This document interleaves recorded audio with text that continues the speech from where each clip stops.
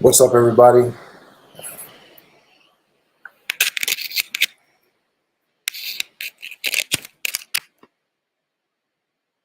All right, we're good. What's up, everybody? Today we're going to talk about how you can become a better leader and what leadership requires for you to be able to grow your business to $1 billion business. I'm excited about this topic. I can't wait to get into it with you. So let's go to work.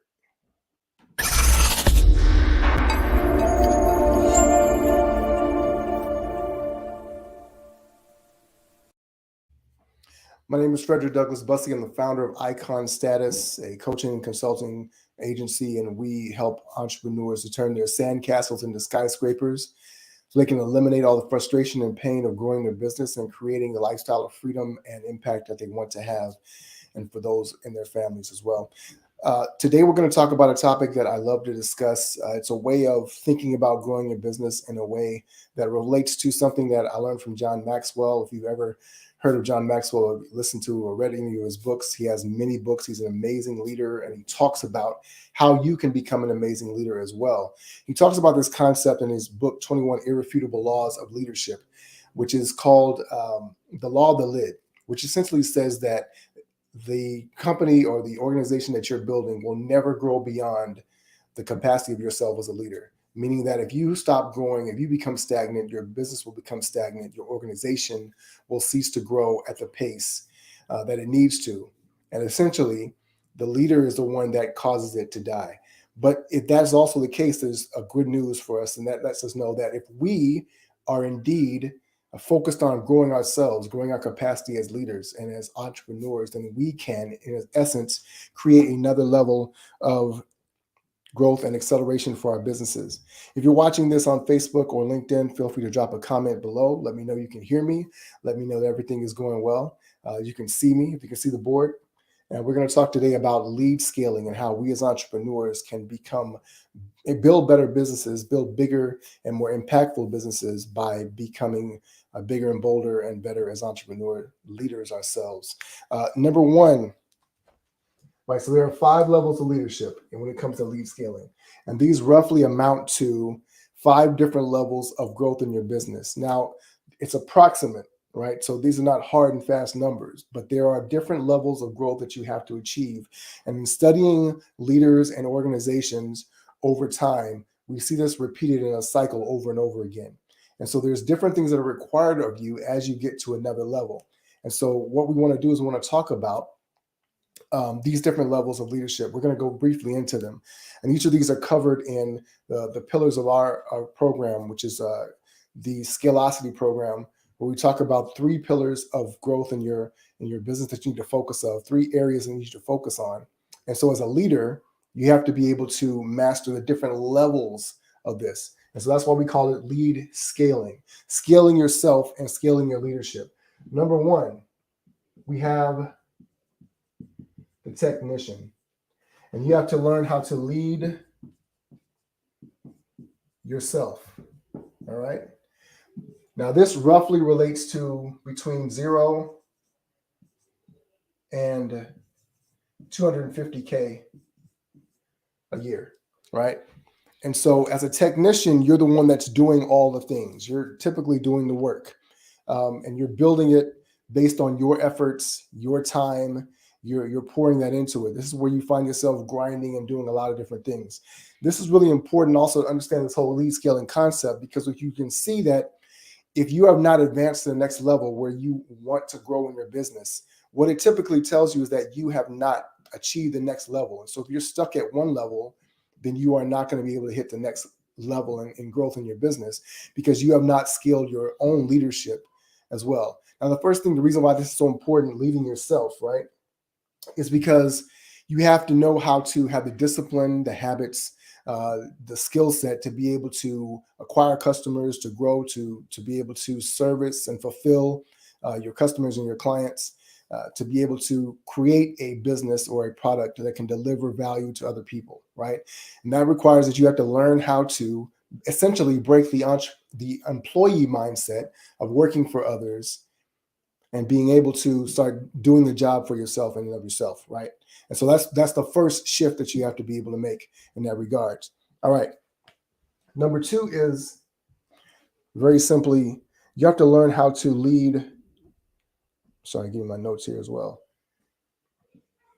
You have to learn how to become a manager, right? This is essentially learning how to lead a team.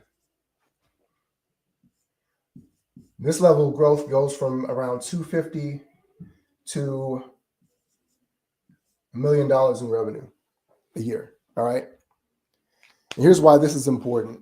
Because at a certain point, and again, these are not hard and fast rules. I do know that there are people out there that are building $1 million businesses, and it's basically them and maybe a VA, right? I understand that with technology today, you can do a lot of things yourself and get a lot done and create a lot more revenue. However, by and large, it's literally impossible at a certain point for you to be able to do all the things and make all the money, right? So that has to be extremely thin and slim, extremely simple business model, and it's got to be highly leveraged with technology and other things like that. And even still, you're doing all the work essentially. You're the one that has to manage everything and make sure that it's going well. But when you start adding on other team members and hiring people to be able to fulfill certain tasks, now you have to have the capacity to manage them, to manage their work, and to make sure that they're doing all the things that need to be done so that you can continue to grow the business. Now you are taking what you're doing in your job and you're taking it and chopping it up into different jobs, hiring other people to do those jobs essentially, and being able to grow it. This could be anywhere from 1 to 10 employees, and you are now managing them and their tasks.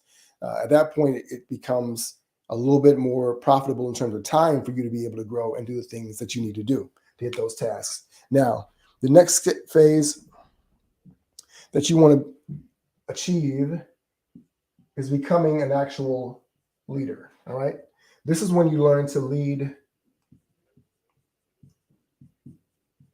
your clients.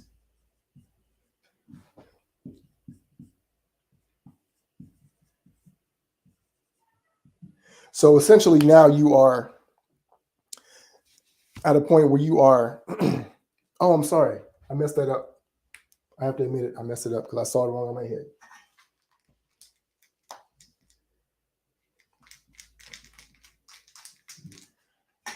We're doing this live and I'm teaching this wrong on the fly. So lead your clients. Lead a team. Now, when you're leading your clients, so I'm going to backtrack and do this again. As you're learning to lead your clients, it means you're learning how to acquire customers and how to really fulfill them. You're figuring out what your niche is. You're figuring out what their problems are, and you're learning how to serve them in a very particular way. So you've got a skill set. You know how to solve a problem, but now you're also understanding how to reach them and how to connect with more of them so that you can continue to grow your business. Now, the next element, however, here is when you're going from 1 to 3 million is when you're really learning how to lead a team.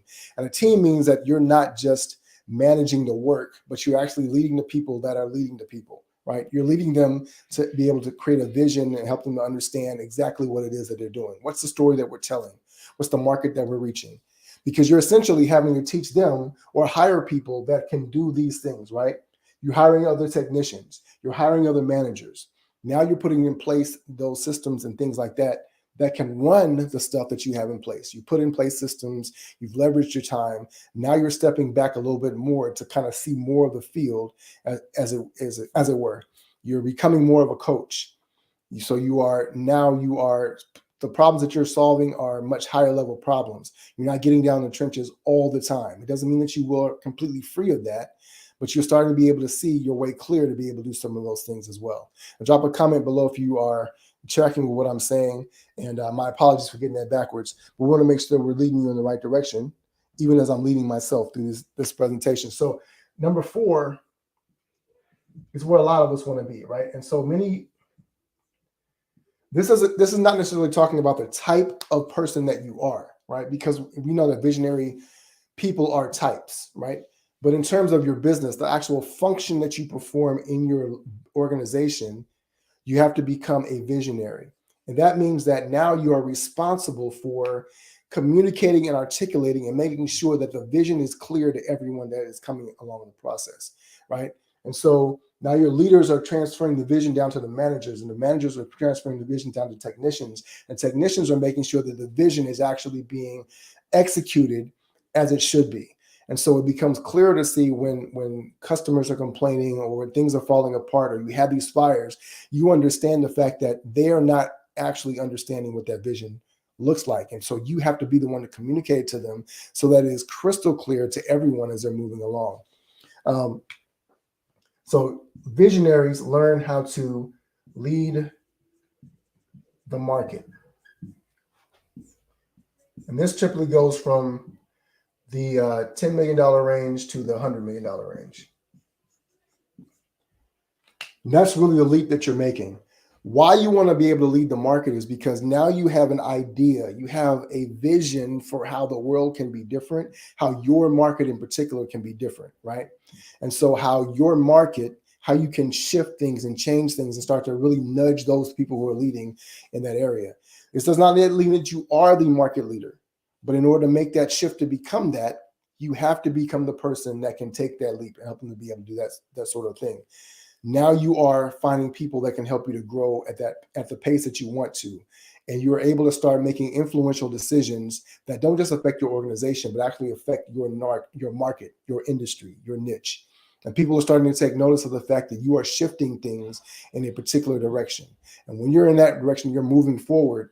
You as a leader are taking that next leap into leadership. And the final level that we want to talk about is becoming an icon.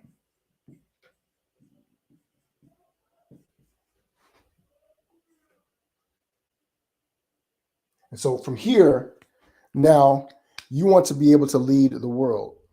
The reason why icons are so important is because now they are the ones that have been able to take the kernel of an idea that they had at the very beginning when they were just a technician.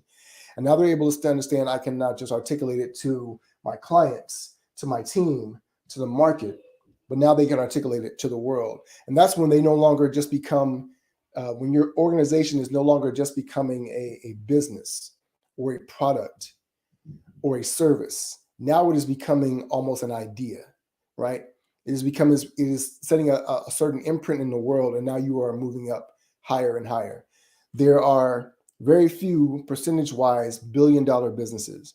And when they get in that position, very often they have established themselves as being a leader in a certain category, a leader with a certain thought process, a certain service, a certain idea that takes place and takes hold and becomes bigger than everyone else thought possible. At that point now, you're moving from $100 million to $1 billion or more in revenue. You're doing billions of dollars at that point. And now you're an icon. To become an iconic leader, you have to have a different shift. And now you understand now there are more factors at play. So it's not just about your business and your organization. It's not even just about your market. It's about understanding your role in the entire ecosystem and how you can be a part of that. You've got to galvanize other people in other organizations, other companies, other markets, other industries, creating other partnerships that can benefit a more cohesive ecosystem to be able to make certain shifts and move things forward. This is why we hold billionaires in such high regard and hold them to a high level of responsibility, because when they make decisions, say like an Elon Musk, when he decides to buy Twitter, right? This affects two companies now, it affects multiple companies. He has multiple responsibilities. And so we're looking at them to make certain decisions in the right way because they hold the power, not just with their money, but with their influence and their sway to be able to shift things on a global scale. So hopefully this has been valuable for you. Lead scaling. Again, we want to quickly review technician, manager, leader, visionary, icon. These are the 5 different levels of leadership and how you can continue to scale your business by scaling your leadership in regards. If this has been valuable for you, drop a comment below on Facebook or LinkedIn, even on YouTube. Make sure you like and subscribe. Share this video with those that you feel like it's been valuable and helpful. And let us know in the comments what you would like to see from us that we can help you in terms of coaching, leadership, content, whatever the case may be, that we can continue to serve you as powerfully as we know how. Again, my name is Frederick Douglass Bussey. As always, ever forward.